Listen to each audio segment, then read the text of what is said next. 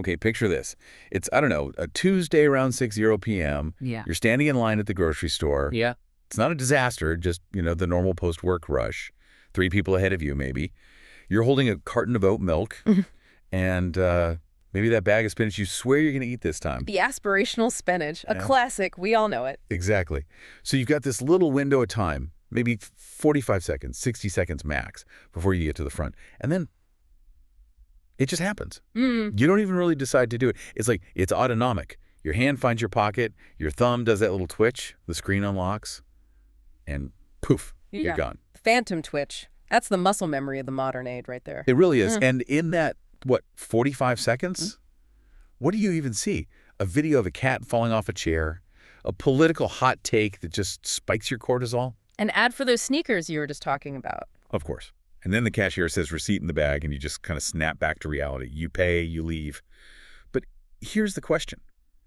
Did you actually gain anything from that?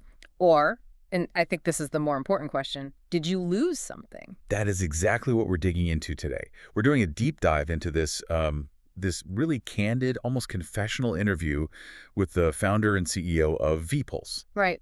And usually when we talk about a company like VePulse, we're talking about the how, the architecture, the Gemini 3 integration, the Redis caching. All the technical stuff, which, don't get me wrong, it's impressive engineering.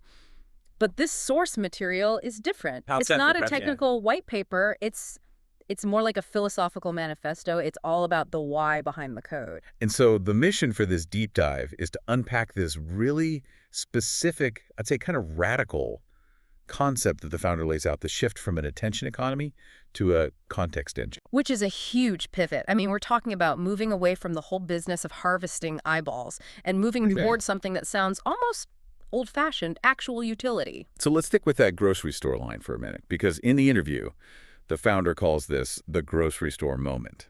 This was the epiphany. A light bulb moment. Yeah, he was standing there doing exactly what I just described, doom scrolling through like 3 different apps in under a minute.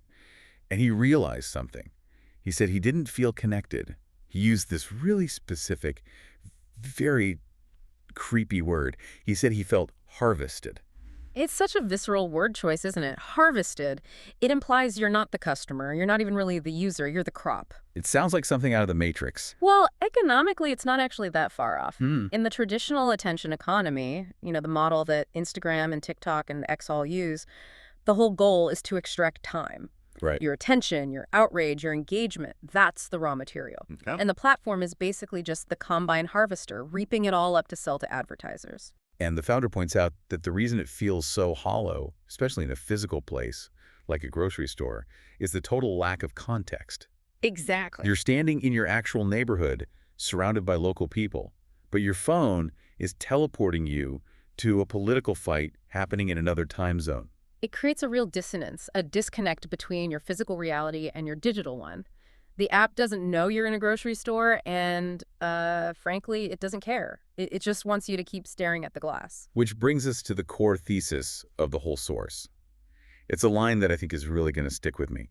We are drowning in content, but starving for context. That's the headline right there. Think about it. We have access to infinite content. You could scroll for the rest of your life, and you'd never see the same pixel twice. Yeah. But knowing what's relevant to you right here, right now, that's actually incredibly rare. So if the lack of context is the disease, the founder sort of points to the villain that's keeping us sick. Yeah. It's the business model itself, the time on device metric. Oh, yeah. This is the golden calf of Silicon Valley. If you're a product manager at a major social platform, your bonus is probably tied to this number. How many minutes did the average user spend in the app today? So if you doom scroll for an hour, feeling worse and worse about yourself, the platform sees that as a huge win. A massive win. Because they sold an hour of your attention to advertisers. It's a purely extraction-based model. And this is where the VePulse interview gets. Well, really interesting and honestly a bit risky from a business standpoint. Because the founder is explicitly saying, we don't want your time. Right. Yeah, let's talk about that anti-pitch. Yep. He actually talks about walking into VC offices, rooms full of people whose entire job is to maximize returns, and saying, invest in me because I want users to spend less time on my product. I would love to have been a fly on the wall for some of those meetings. It's completely counterintuitive. In the tech world, retention is just a polite word for addiction. Totally. So to walk in and say, my main goal is for the user to close my app as fast as possible, it must sound like financial suicide. But then he uses this analogy that I think just saves the whole pitch. He compares VePulse to Google Maps. And as soon as he said that, it just clicked for me. It's the perfect analogy, isn't it? I mean, think about how you use Google Maps. Do you open it when you're bored? Do you just scroll through random streets in Ohio for a dopamine hit? No, of course not. I open it because I have a very specific problem. I'm lost. Yeah. Or I need to find the nearest taco place. I get the answer and I close it. Exactly. It's a utility. If Google Maps decided to keep you on the app for an extra 20 minutes by, I don't know, routing you through some scenic detour you never asked for, just to show you more billboards, I'd delete it. I'd hate it. you'd hate it. So the argument is, why can't social context work the same way? Why does it have to be entertainment? Why can't it be a utility? Precisely. VePulse wants to be the Google Maps of what is happening around you. The goal isn't to trap you, it's to orient you. Okay, so let's bring the tech back in for a second, because earlier I kind of breezed past the Gemini 3 stack and the Redis caching, but the founder explains that this architecture is actually crucial for the philosophy. It's not just jargon, it's all about speed. It is entirely about latency. If you're going to position yourself as a context engine, as a utility, you have to be unbelievably fast. If I open the app to see why the train is delayed and it takes 10 seconds to load, or I have to watch 3 videos to get the answer, the utility is gone. It's broken the promise. It's broken the promise. That Redis caching they talk about is basically just making sure that local data, the pulse of your neighborhood, is sitting right there in memory, ready to go instantly. Speed is a feature of utility. Absolutely. Addiction relies on the scroll, that wait for it moment. Utility relies on, here's the answer, now go about your day. So what does that actually look like for a user? In the VePulse model, you open the app and you don't see a feed. You get pulses or dispatches. Right. A pulse is just passive context. It's data. The 5 train is running 10 minutes late. It's starting to rain. The air quality just dropped. Things like that. And the dispatch is more active. It's a local pop-up shop selling vintage records. Or a lost dog alert. But the absolute key is that these things are hyper-localized. They are literally anchored to your physical coordinates in the world. The founder brings up this efficiency ratio they're aiming for.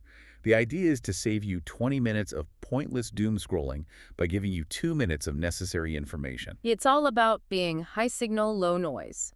But I have to play the skeptic here for just a second. Please do. Because I'm sitting here thinking, this sounds amazing in theory, but we've seen local apps before. I've been on Nextdoor. Oh. And it is not high signal utility. It is my neighbors yelling about trash cans or suspicious-looking teenagers. The Nextdoor effect. It's a very real phenomenon. When you hyper-localize social media, you often just end up hyper-localizing the toxicity. You get paranoia, you get spam, petty grievances. So how does VePulse stop this context engine from just becoming a complaint engine? And this is where the interview gets really deep into UX design, specifically a concept they call good friction. Good friction. Okay, now, anyone who works in product knows that friction is usually the ultimate dirty word. You want a frictionless experience. Right. One click buy, swipe to like. Make it as easy and mindless as possible. Correct. The prevailing wisdom is to grease the chute. Remove every single barrier between the user's impulse and the action. But the founder argues that this frictionless design is exactly why lies travel faster than truth. It's why hate speech spreads. It's why we doom scroll. Because there's no time to think. It's pure stimulus response. It's a reflex loop. See, react, share. Your prefrontal cortex, the part of your brain that handles logic and reasoning, it doesn't even get a chance to clock in. It's all reptilian brain. So VePulse is intentionally trying to break that loop. Yes, they're putting speed bumps in the user interface. Speed bumps. Okay, so give me a concrete example. How does this actually work in the app? The biggest one they mention is the categorization requirement. So let's say you want to post a dispatch about that vintage record sale. You hit the post button, but before you can, the app stops you. A screen pops up and forces you to categorize your post. Okay. Like, is this a sale? Is this news? That kind of thing. Even more fundamental than that, you have to label it as either a happening, meaning an objective event taking place in the world, or a thought, meaning your subjective opinion about something. Oh, wow. That's kind of annoying. It is. It's totally annoying, and that's the entire point. I can literally see myself Just closing the app because I don't want to do the mental work of deciding if my post is a happening or a thought. And if you do that, if you close the app, the system has worked perfectly. Wait, explain that. The system works if I don't post.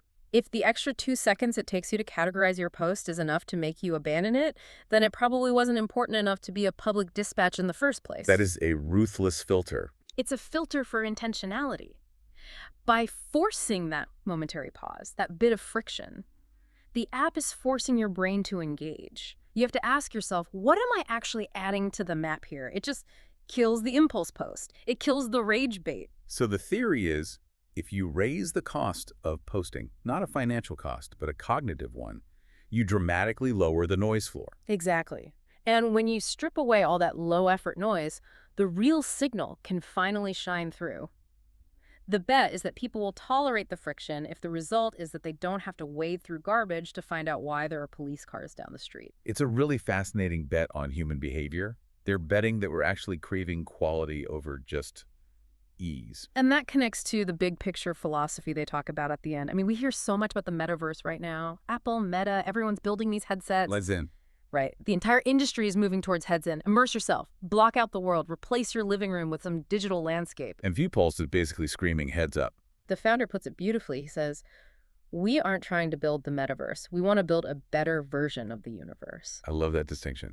The metaverse is fundamentally about escape. It's about leaving your reality because it's boring or messy or whatever. The universe approach is about saying, hey, your reality is actually incredibly interesting if you just have the right context to understand it. It's all about engagement with physical space.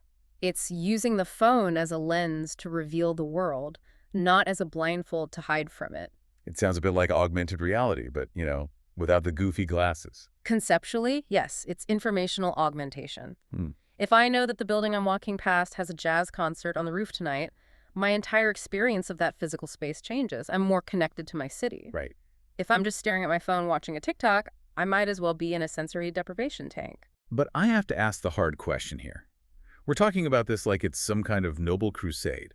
But at the end of the day, VePulse is a company. They have investors. Can you actually build a billion-dollar business on a motto of, please use our product less? That is the billion-dollar question. The attention economy is proven. We know it works. We know it makes obscene amounts of money. The context economy, that's completely unproven ground. Because if I'm only on the app for 2 minutes, that's just 2 minutes of ad revenue, not 60. Exactly. Their bet is that the value of that 2-minute interaction is exponentially higher, that advertisers, or maybe even premium subscribers, will pay more for a user who is engaged, local, and about to take a real-world action than they will for a zombie who is just passively scrolling. So like if I'm actively looking for a taco place, showing me an ad for one is highly valuable. If I'm watching a cat video, showing me that same ad is a total long shot. Right. It's a difference between intent and distraction. Google built an empire on intent. VePulse is trying to capture that same intent, but for the social physical world. It's a massive gamble. It is, but the founder seems to believe we've hit a tipping point. They use the phrase dopamine fatigue. Yeah, that feeling of just being burnt out on it all. I think we all know that feeling. And the data supports it. People are posting less on public feeds. They're retreating into group chats, WhatsApp, Discord, Signal. We're all hiding from the noise. VePulse is trying to build a public square that doesn't feel like a riot. So to bring it all back to where we started, the grocery store line. You're standing there, you feel the twitch. The founder gives us a little diagnostic test in the transcript, and I think it's something every listener should try. Okay, let's hear it. The next time you're in that line and you pull out your phone, just stop for a second. Look at the app you just opened and ask yourself 2 simple questions. 1, does this app know where I am? And 2, does it care? Oof, does it care? That's the heavy one. Because if the app is serving you content that is completely irrelevant to your physical reality, if it's just dazzling you with lights and colors to keep your thumb moving, then the answer is no. You're being harvested. You're filling the void with junk food. And the VePulse argument is that maybe, just maybe, it's time to look for something with a bit more nutritional value. Context is the nutrition. That's a lot to think about. Kind of makes me want to leave my phone in the car next time I go buy oat milk. Baby steps. But yeah, I think conscious consumption is the ultimate goal. Well, this has been a really refreshing look at the philosophy behind the tech. A huge thanks to the VePulse team for being so open about their strategy. even the parts that might sound crazy to VCs. It's always good to see someone challenging the default settings of the industry. And thanks to all of you for listening. We hope this gives you something to chew on the next time you feel that phantom twitch. Indeed. We'll catch you on the next deep dive. Stay curious, and maybe stay local.